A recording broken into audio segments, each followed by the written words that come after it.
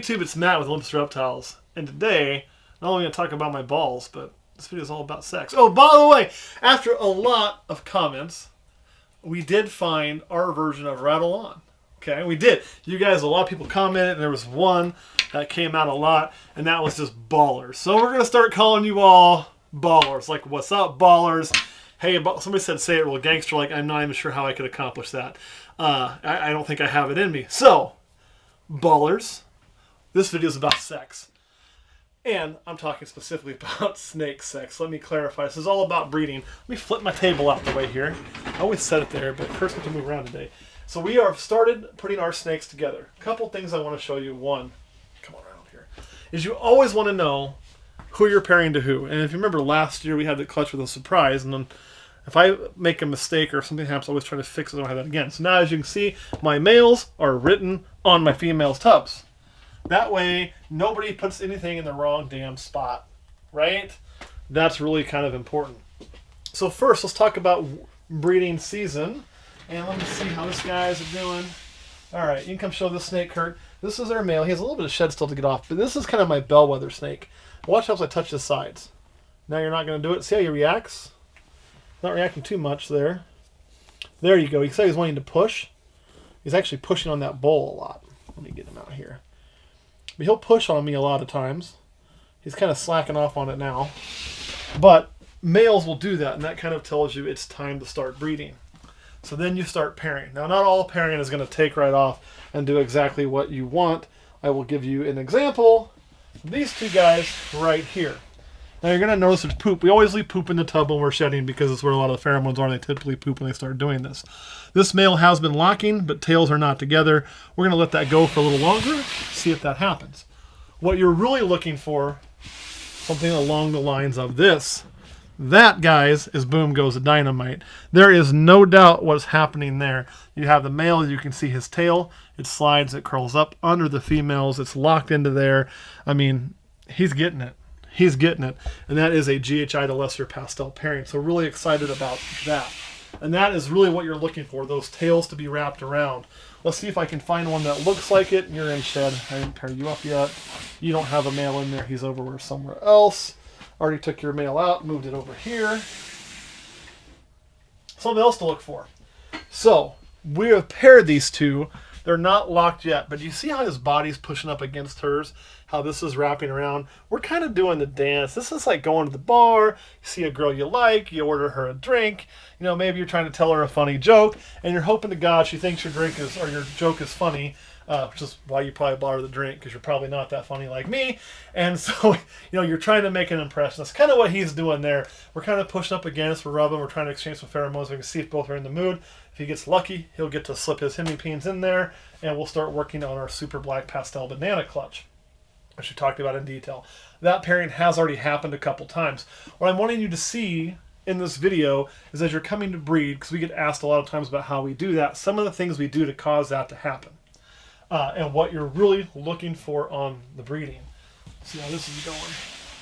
And this male here is still a very shy male. Take this tub out. We had a big poop in there, which is good. That'll get him going sometimes over there. But not breeding yet. So what I may end up having to do to get him to breed, because she is usually a very good breeding female, is some tricks. So the next time I have one of my males shed, I'll start by throwing a shed in there with him. A lot of times that'll give him a lock. If that doesn't do it, and we're really early in the season, so I'm not even resorting to that yet. He may just not be there yet.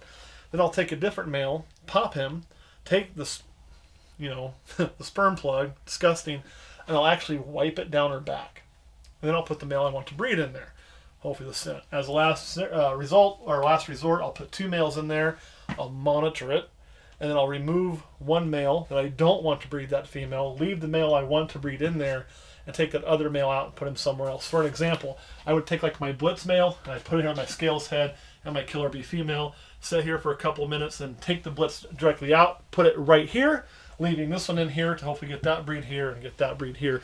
And the two males, especially one that I know is a good breeder, being together will sometimes get the other male to think, I better sneak one in while dad's away. Kind of turns them into like the backdoor mailman, you know? If you know any, if you guys growing up had any friends that look suspiciously like your mailman and not their father, That's because somebody's doing that, and that's what we're trying to do there. Make him into the mailman, because the mailman always delivers, right? So anyway, and this is where you also get some that are hard to tell. So when you look in here, we've been everywhere, we've laid in our own mess, and they'll do that when they're breeding. And I don't like to clean when they're actually breeding. I will when they're done. But it's kind of hard to see if their tails are locked together. What a lot of people are going to do is they're going to try to manipulate these snakes to really see. I'll be honest, I don't care. I can see there. I think they're locked, and that's going to be good enough. Because if I go screwing with them, and they're not locked, he's going to bolt, and then they're not going to lock. So just, if you're not sure, it looks like they are, maybe they're not, man, let it be. For the love of God, just let it be. Speaking of let it be, we also get asked, how do you know when it's time to breed? Well, I showed you that male who always kind of tells me, although we ain't doing it much today. Because again, we're just in the beginning of the season. A lot of people start adjusting their temperatures. I've heard a lot of people say, you got to cool your ball pythons down. They'll lower their temperature to I don't know what they lower it to. I want you to look. Right here's my herp stat. We haven't lowered shit. Okay, 90, 89.7, that's heating 90.5, that's cooling 89.8. And if you look in here, I'll prove it to you, because maybe I can get to it on this one. Oh, that's not what I want. We'll just go into an output. I know output 1 is being used. And we'll look at night cycle. As you can see, it's off. Okay, we are not running a night temp. We're not running a drop. There is no temperature change going on. I keep mine consistent all the time. Will that work for you? I don't know. Probably. Works for me. But I am a big believer that not everything that works for me will work for you, and not everything that works for you will work for me. So if you're changing temperatures right now and it's working, do not go, shit, Matt said don't drop temperatures, and stop doing it. My God, if it's working, keep doing it. But the thing I think it depends on where you live. Here in Kansas, we have a lot of natural temperature change anyway, and we have a lot of seasonal change, and they're going to sense those pressures and things anyway. I don't think I need to do that. Somewhere that's less temperament, where your seasons are kind of consistent. If we're in Kansas, if your seasons are more like this, you might have to do something like that to kind of induce that. Here we don't need to, so I don't. It does cause my season to be a little bit longer. What I mean is we've had eggs as late as we've had hatchlings in December before, and we've also had hatchlings as early as June, July. So I had 6 months of hatchlings. I know other people who don't change temps will have hatchlings all year long. We do typically run a season, but that's just us. So that is how we do it. Consistent temperatures, consistent food. Food is very, very important, and I'll explain something here in a second too on this. I'm giving you all my secrets. I don't know why I'm doing that. Anyway, so you're going to be just ready to kill it now, right? At least, maybe not kill it, at least do as good as we do. And so consistent temperatures is what we use, and then consistently putting the male there. If you look, you'll notice that you don't see a male's name either written more than about 3 times. I typically set my males to 3 females, and that's about it. Now, what I'll do, see this GHI.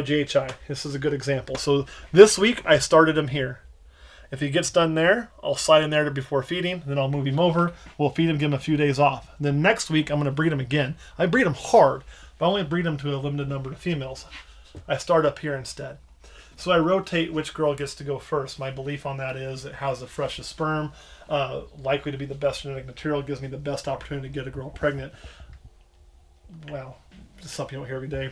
I think if you go the opposite order, if I always went the same order, I'll say I was going GHI, day off, GHI, day off, GHI, a few days off. This one's always getting kind of the bottom of the barrel, okay, and I don't want that to happen. So it's better to go GHI, day off, GHI, a few days off, GHI, a few days off, and really rotate through how you do that. That's another kind of secret that we use to try to ensure strong sperm getting to every female multiple times. All right, on the feeding, you'll have females go off feed. Okay, you're going to have males go off feed too, but you're going to have females go off feed, especially during certain points in this process. I still offer food. If you think about nature, nature always finds a way to get to an equilibrium, right? And I know somebody's already saying, this isn't in nature, this is captivity. Exactly! That's my point. So you don't have to type it. This is captivity, but I'm going to use nature to my advantage.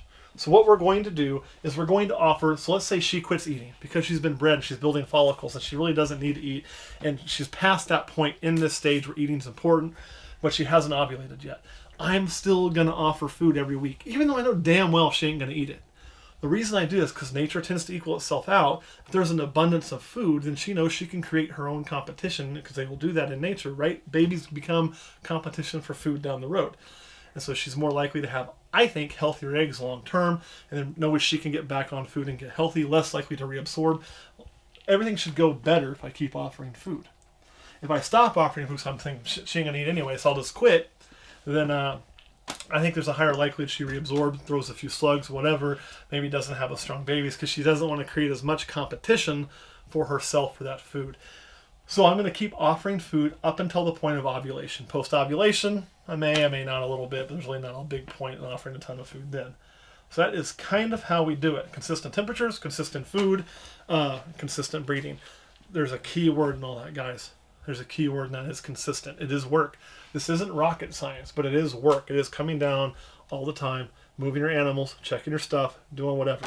The reason I do leave the cages gross, when you look in them right now for breeding, is when you put I was down here last night, this happens. I put my males into females, and what was I hearing everywhere? It was disgusting, because they're in there, they're crapping, they're doing their thing. I've watched females wag tails and spray. That's all scenting. It's all part of their process. Now, when that's done, I take them out. Am I going to clean that up? Yeah, it's fucking gross, and we'll do it again the next time. But during the breeding process, I'm going to let that set, because I want that to really kind of help induce this situation we're having, as disgusting as that sounds. And then, that one's in show. See if my other boy's breeding. Another thing we're doing this year. Where did you go? I put you to here. I do want to show you one more snake, because I just like to show it. I got to find it, Kurt. Where is it? There it is. There it is. You can see she's doing some side laying already, meaning she's probably building, but she hasn't really been bred yet, and the males will be on and off. But I think we'll get that done. My hope is to put the zebra bee to her this year, and what that is going to give us is really a similar clutch to last year, but instead of using just a straight up bumblebee, using the zebra bee, they'll all be het axanthic. At least that's what they should be. The one issue on this is if it did retain sperm, it's going to show the exact same babies, and I have no way of knowing.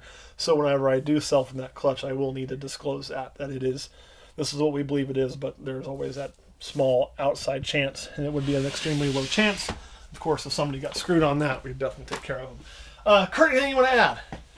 Is there a number of locks you're looking for before, you stop pairing?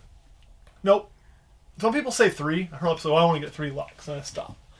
Let me tell you something, guys. Okay, for anybody out there who's trying to make a baby, right?